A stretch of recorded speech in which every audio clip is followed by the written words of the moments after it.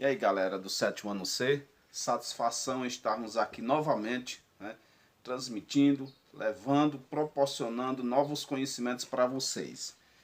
Nessa aula de hoje, nós vamos dar início a uma nova etapa dos nossos estudos, né? Vamos ingressar, né, em novos conhecimentos, a industrialização brasileira. Como também, em percursos posteriores, nós vamos ter a oportunidade de conhecer toda a cadeia produtiva do Brasil, né, associado ao nosso estilo de consumo, né? Como nós poderemos ter uma sociedade saudável a partir do consumo, certo? Então, muita atenção nessa aula de hoje, onde nós vamos fazer um breve relato sobre a história da industrialização brasileira até os dias atuais, né? Esse percurso 9 trata especificamente da indústria. Como se deu esse processo de industrialização? Vamos aqui relatar um pouco do histórico. Sabemos o seguinte, como foi dito em aulas passadas, né, que a concentração da população está diretamente associada com o nível de atividade produtiva de um país, de uma região. Na medida em que há uma evolução do crescimento produtivo, também, lógico, vai ser associada ao crescimento de população. E como nós bem vimos nos percursos passados, o crescimento da população brasileira vai se dar a partir da segunda metade do século XX, onde nós vamos entender o crescimento urbano brasileiro. Então prestem bastante atenção. Século XIX, início do século XX, nós tínhamos uma sociedade, ou seja, uma atividade produtiva brasileira baseada nas atividades agropecuárias. Essa atividade, ela prevaleceu até o início da segunda metade do século XX. Vamos entender uma questão. Nós tínhamos lá nos anos 1900, 1910, 1920, nós tínhamos uma atividade baseada na atividade agropecuária, dando ênfase à produtividade do café, atividade cafeicultura, né? Então, nós tínhamos uma pequena base industrial. Uma pequena base industrial que era apenas para fomentar as necessidades de bens de consumo não duráveis. O que eram esses bens de consumo não duráveis? Calçados, né, tecidos, alguns alimentos. Nós não tínhamos uma atividade de bens de consumo duráveis, aqueles produtos que têm uma longa durabilidade. Nós não tínhamos, pois esses produtos necessitavam de mais avanços técnicos, de mais avanços científicos. E o Brasil não tinha esse conhecimento. Então vejamos o seguinte, como veio a substituição de bens de consumo duráveis, não duráveis, para bens de consumo duráveis. Vejamos. Ao longo das duas primeiras décadas do século XX, 1910 e 1920, os grandes produtores adquiriram um enorme faturamento, né? Acumularam muito capital. E esse capital foi investido, né, na criação de bancos, na criação de algumas atividades industriais, aquelas de consumo não duráveis, né? Eles investiram nesses elementos. Só que vai iniciar os anos 30, o mundo enfrenta uma profunda crise econômica, uma crise gerada lá nos Estados Unidos. Essa crise atinge diretamente o Brasil. E essa crise, ela já vem, né, tem suas raízes lá no final da Primeira Guerra Mundial, em 1917. É justamente onde o Brasil, alguns produtores que já tinham acumulado muito capital, muito dinheiro, vão investir nas atividades industriais. Pois quando termina a guerra lá na Europa, né, o Brasil vai sofrer uma estagnação de importação de produtos.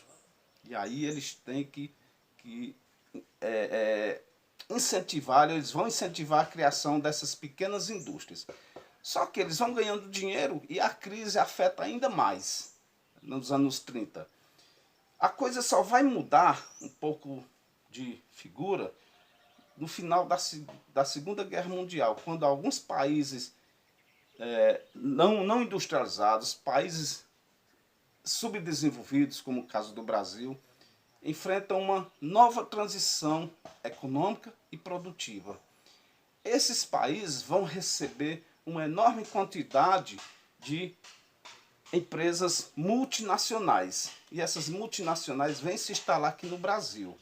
Vêm se instalar no Brasil justamente após a criação da CSN, Companhia Siderúrgica Nacional, que foi o pontapé inicial para a industrialização do Brasil, certo?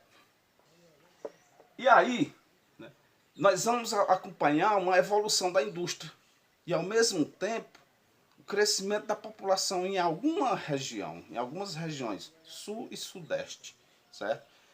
Aí vem o período do governo dos militares, onde vai haver um incentivo, mais um incentivo que vai trazer um profundo endividamento para o Brasil, certo? Que vai ser perceptível nos anos 80, que é conhecido como a década perdida, certo?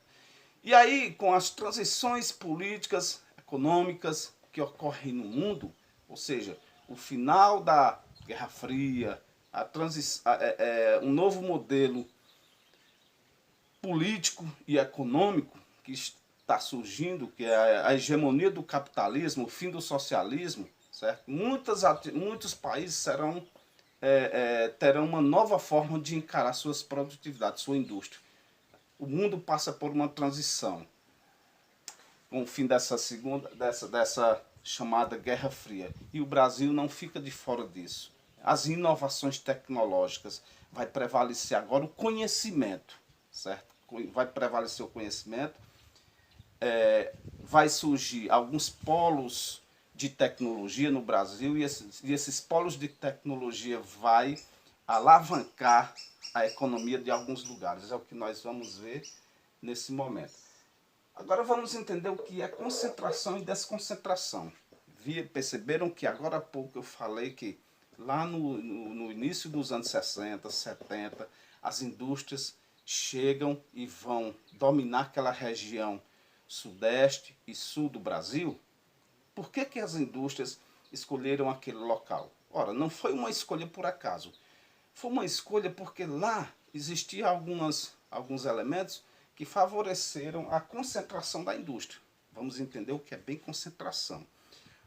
Pensem, quando vocês têm algum objeto, alguma coisa, que vocês concentram, juntam ele em um determinado lugarzinho, em um determinado espaço, juntar é concentrar. Foi o mesmo que ocorreu com a indústria.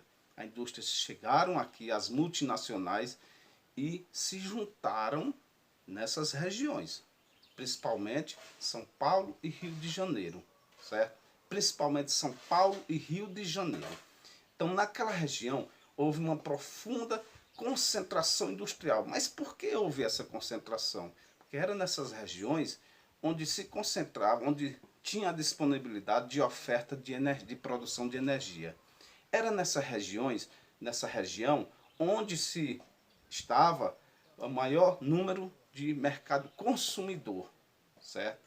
Era nessas regiões onde existia também os principais portos, que é o local de entrada e de saída de mercadoria, né? Tanto chegar, que vem do mundo, como mandar para o mundo. Então foram esses elementos que proporcionaram a concentração industrial no Brasil. E desconcentração? Desconcentração é o oposto. Quando as indústrias começam a sair daquele local que estava concentrado, certo? Então nós vamos perceber isso claramente no início dos anos 90. No início do século XX, principalmente. As indústrias começam a migrar, a sair, certo? Também falei agora há pouco, né? Falei agora há pouco que os anos 90, o fim da chamada Guerra Fria, certo? Vai provocar isso no mundo todo. Novos modelos de produção, uma nova visão de ver o mundo. Então, é desses fenômenos que está associado a esses essas causas, a esse processo histórico a nível mundial, é a desconcentração industrial. Só que esse fenômeno vai ocorrer, né, tem sua origem lá nos governos militares, nos anos 70 principalmente. Quando os governos vão provocar, né, a criação de usinas hidrelétricas.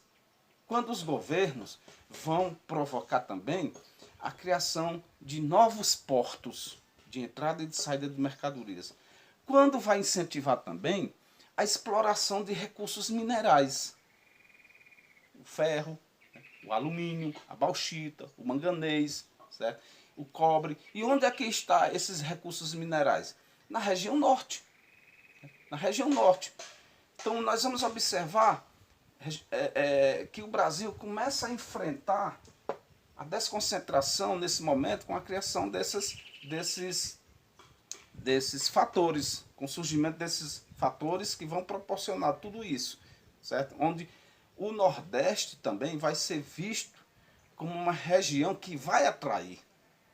Mas não foram só esses elementos que provocaram a desconcentração. Tá certo que isso teve seu berço lá nos anos 70, mas esse fenômeno ele vai se fundamentar nos anos 90 e início do século XX, anos 2000. Pois o que é que provoca a desconcentração?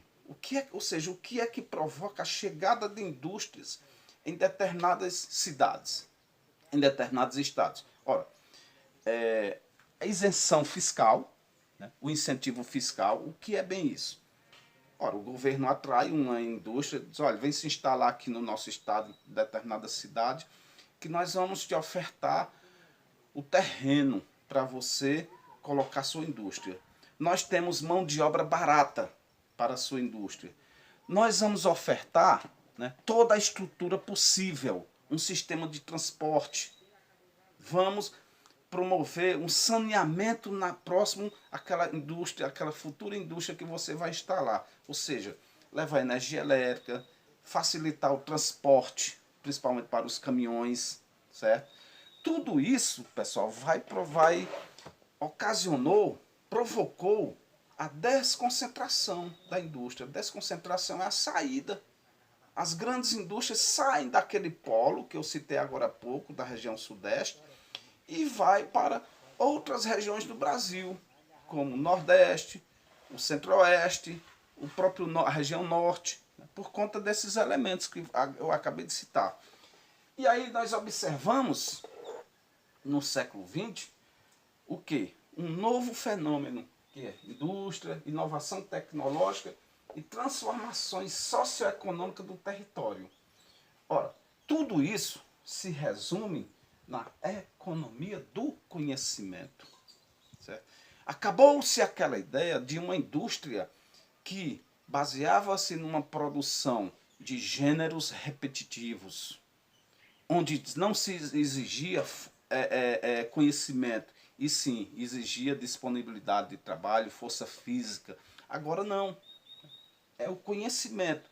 E esse conhecimento vai se dar a partir de novas evoluções tecnológicas, como a robótica, né, como a biotecnologia, como o conhecimento da química, né, o uso cada vez mais da química.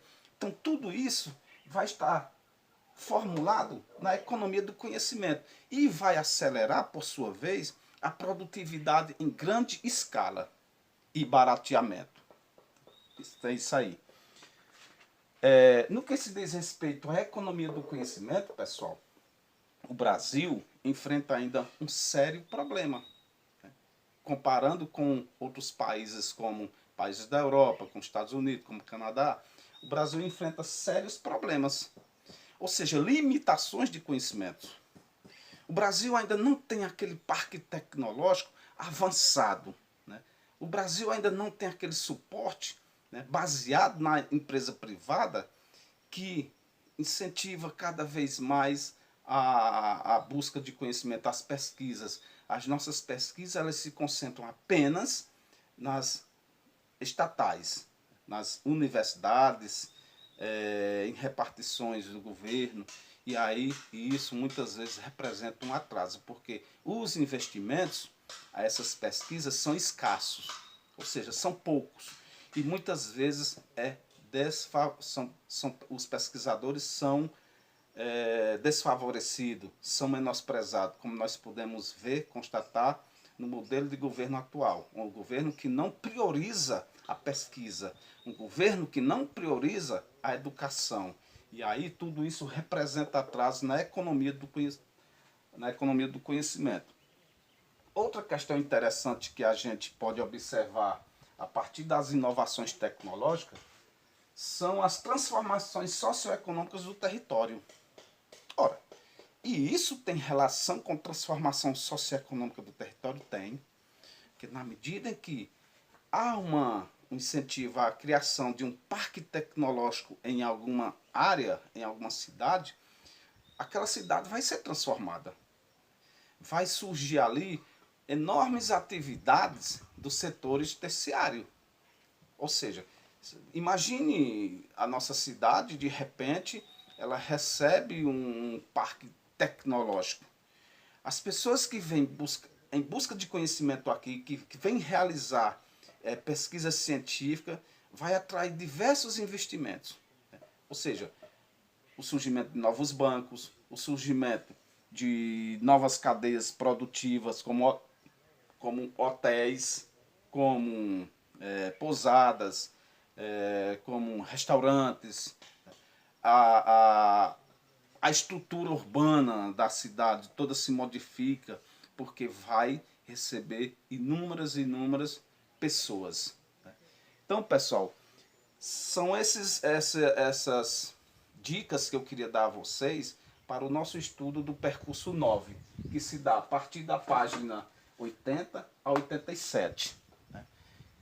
Industrialização brasileira. Então, aconselho a vocês que estudem bastante, que leiam bastante, e qualquer dúvida estou aqui para te esclarecer com vocês, para que nós possamos retirar essas dúvidas. Um abraço e até a próxima.